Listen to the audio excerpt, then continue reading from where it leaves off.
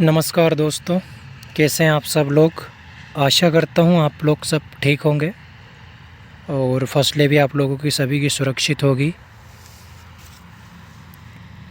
तो स्वागत है आपका मेरे YouTube चैनल खेती किसानी और मशीनरी में। जैसा कि मैंने पिछले दिनों पोस्ट डाली थी कि जो चने की खेती है उसको किस प्रकार से हम लोग,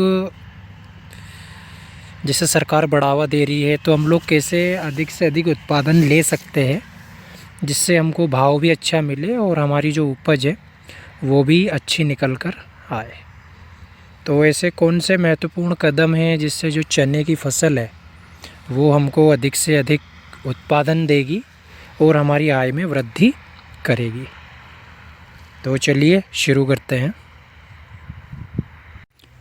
सबसे पहले बात करेंगे हम लोग चने की बुआई की, जो कि अक्टूबर के दूसरे पखवाड़े में और नवंबर के पहले पखवाड़े के लगभग हो जाती है। अगेती और पछेती जो वैरायटियां होती है चने की, तो उनकी बोनी लगभग कंप्लीट हो जाती है।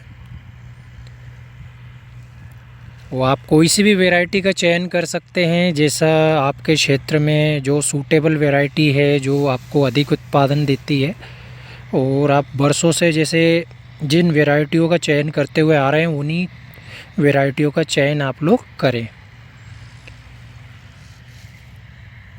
सबसे पहले बात करेंगे हम चने की बुआई के समय जो हमको मात्रा है वो कितनी रखनी है। तो बताना चाहूँगा कि जैसे मध्य प्रदेश के हमारे जो क्षेत्र हैं उनमें बीघा चलता है, तो आप कम से कम 20 किलो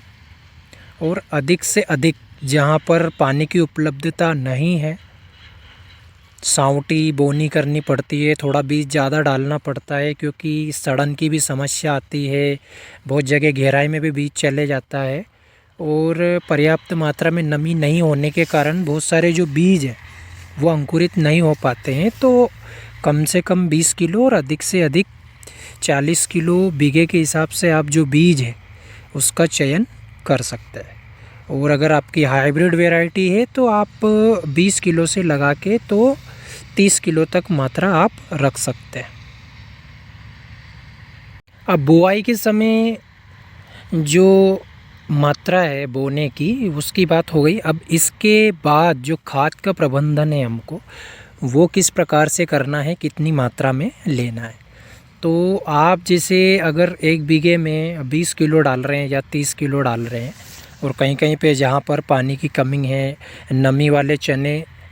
की बुआई हम लोग करते हैं, तो उसके साथ में आप एक DAP की बोरी ले सकते हैं। और अगर आपको मात्रा कम रखनी है, आपके पास में पानी की उपलब्धता है, तो आप 1 महीने के बाद में जब सिंचाई करते हैं उस समय भी आप DAP का उपयोग कर सकते हैं। ये तो हो गई खाद की बात। अब बात करते हैं, जैसे महीने भर की फसल हो जाती है, कहीं कहीं पे फूल आने लगते हैं, तो फूल की अवस्था में जैसे बहुत जगह कीटों का प्रकोप देखने को मिलता है। चने वाली इल्ली जो पत्तों को खाने का काम करती है, फूल को खाने का काम करती है, उसकी रोकथाम के लिए हमको कौन सी दवाई का उपयोग करना है। तो सबसे पहले बताना चाहूँगा, जैसे जो चने की इल्ली है, हरी वाली, जिसको हम लोग इल्ली बोलते हैं या सेमी लूपर बोलते हैं, जो सोयाबीन के समय भी लगती है, जो पत्तियों को खाने का काम भी करती है, प्लस आपके जो फूल है उनको भी नुकसान पहुँचाने का काम करती है। तो उसके लिए आप लोग जैसे बाज़ार में बहुत सारी कंपनियां प्रोफेनोफास बनाती है, तो 40% प्रोफेनोफास और 5% जो साइपरमेथ्रिन वाला जो कॉम्बिनेशन आता है वो आप लोग ले सकते हैं। इसके अलावा जैसे महीने भर बाद आप जैसे इल्ली के प्रकोप के लिए दवाई डाल रहे हो, तो उसके साथ में आपको माइक्रो न्यूट्रिएंट भी मिक्स करना है, जिससे जो चने की फसल है या जो चने का पौधा है उसको संतुलित मात्रा में जो पोषक तत्वों की कमी है उसको पूरा किया जा सके, जिससे हमको जो उत्पादन है वो अधिक से अधिक देखने को मिले। तो इल्ली के प्रकोप के लिए आप प्रोफेनोफास 40% और साइपरमेथ्रिन 5% वाला कॉम्बिनेशन ले सकते हैं। इसके साथ में जो माइक्रो न्यूट्रिएंट का मिक्सचर करना है अपने को, तो आप 1 महीने बाद या तो जैसे पानी वाला जो क्षेत्र, अगर आप पानी चला रहे हैं और बर्फ़ आपके इसमें आ गया है और आप दवाई छिड़कने की तैयारी कर रहे हैं, तो 19-19-19 करके एक माइक्रो न्यूट्रिएंट आता है, जिसमें 19% यूरिया रहता है, 19% आपका फास्फोरस रहता है और 19% आपका पोटाश रहता है। हालांकि चने को यूरिया की आवश्यकता बहुत कम पड़ती है, क्योंकि ये स्वयं से अपना जो नाइट्रोजन है वो बना लेता है, लेकिन संतुलित मात्रा में हम लोग यूरिया देते हैं तो जो उसकी वनस्पति ग्रोथ है, या 1 महीने बाद जब वो अपनी फूल वाली स्टेज में आता है, जब कर्रे बनाने की अवस्था में आता है, तो थोड़ी बहुत उसको यूरिया की आवश्यकता लगती है। तो आप 19-19-19 का स्प्रे प्रोफेनोफास प्लस साइपरमेथ्रिन वाले कॉम्बिनेशन के साथ में कर सकते हैं और हल्की सी सिंचाई कर सकते हैं, या तो आप फुहारे से करें या ड्रिप इरिगेशन जो भी आपके पास में उपलब्ध है उसके द्वारा आप लोग कर सकते हैं। पानी वाले क्षेत्रों के बारे में मैं बता रहा हूँ ये। इसके अलावा जैसे जो नमी वाले क्षेत्र है, जहाँ पे पानी की उपलब्धता नहीं है, जहाँ पे नमी के ऊपर जो चने की फसल है वो निर्भर है, तो ध्यान ये रखिए कि आप दोपहर के समय जो दवाई है उसका स्प्रे करने से बचें, क्योंकि धूप के कारण क्या है कि पत्तियों पे दवाई सूखने के बाद उड़ने की समस्या आती है। तो आप कोशिश ये करें कि सुबह थोड़ा सा ओस आपका सूख जाए, उस समय पर आप लोग उपयोग करें, या फिर शाम के समय जब ओस ना गिरे उससे पहले आप लोग स्प्रे करें, तो आपको बेहतर परिणाम देखने को मिलेंगे। ये तो बात हो गई आपके माइक्रो न्यूट्रिएंट प्लस आपकी जो इल्ली की रोकथाम है उसके लिए। अब हम लोग बात करते हैं ये कि बहुत सारे क्षेत्रों में जहाँ पे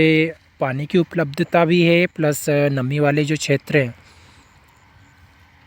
वहाँ पे चने की जो फसल है उसमें उकटा रोग, झुलसा रोग जिसको हम लोग सामान्य सी भाषा में बोलते हैं, जिसमें चने की फसल की जो पत्ते हैं वो सूखने के और कई कई पे जो टापे रहते हैं, या जैसे बोल सकते हैं कि अपन 5 से 7 फीट का जो एरिया रहता है चने की फसल का खेत में, वो कई कहीं पे सूखने की समस्या आती है, तो उसको उकटा रोग बोलते हैं या झुलसा रोग बोलते हैं। तो उसकी रोकथाम के लिए हमको कौन सा टेक्निकल यूज़ करना है जिससे जो हमारा चने का पौधा है या जो हमारी चने की फसल है वो सुरक्षित हो सके और हमको उत्पादन अधिक से अधिक मिले, तो उसके लिए आप लोग हेक्साकोनाजोल 5% एससी फॉर्म में जो आता है उसका स्प्रे कर सकते हैं, या जो उन्नतशील किसान है या जैसे मैं हूँ, या बहुत सारी जगह पे जहाँ पे सिंचाई की उपलब्धता है वहाँ पे जो किसान है, एक्सोस्ट्रोबिन प्लस टेबुकोनाजोल जो 12.5% समान मात्रा में आता है, 12.5% एक्सोस्ट्रोबिन प्लस 12.5% टेबुकोनाजोल, ये वाला जो कॉम्बिनेशन है आप लोग ये भी स्प्रे कर सकते हैं, जिससे आपके जो उकटा रोग है उसकी समस्या प्लस जो झुलसा रोग उसकी समस्या से आपको निदान मिल जाएगा।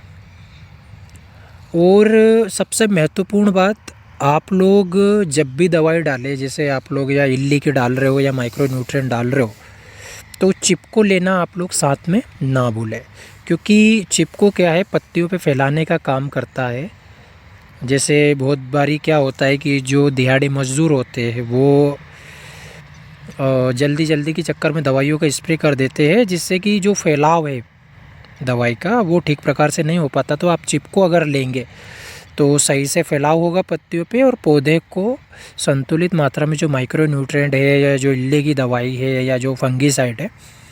वो पूरी तरीके से अवशोषित करने में मदद मिलेगी, और आपका जो पौधा है वो ठीक प्रकार से जो माइक्रो न्यूट्रिएंट है उनको अवशोषित करके भोजन भी अच्छे तरीके से बनाएगा और आपको उत्पादन भी अच्छे देखने को मिलेगा। ये तो हो गया आपका माइक्रो न्यूट्रिएंट की बात। अब जैसे फसल जो चने की है वो